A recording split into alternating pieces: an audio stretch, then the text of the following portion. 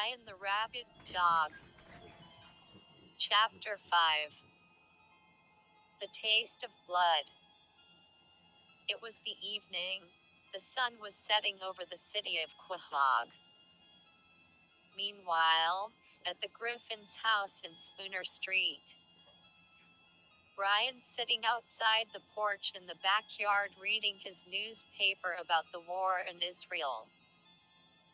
His nose was still hurting from the bat's bite. Oh damn it! Why is it still hurting? I put ointment all over it, and it's still hurting like hell, Brian muttered in pain, while rubbing his nose. Moments later, Brian walked over to the bushes to take a piss. After he got finished, as he was walking back to the porch, he sees Quagmire's cat Tits, taking his newspaper. Oh no, not you again, Brian muttered, annoyed. Brian ran after Tits. Come on, Tits, give me my newspaper back, Brian explained, annoyed. Tuts hissed at him angrily.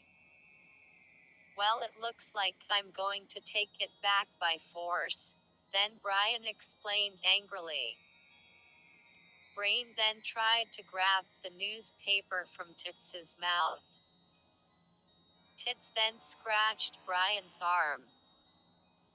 Ouch! Brian screamed out in pain.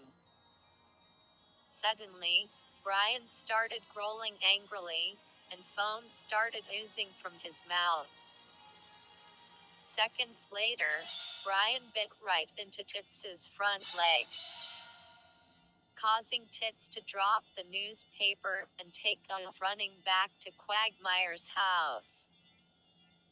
Brian was still growling angrily with blood dripping from his mouth.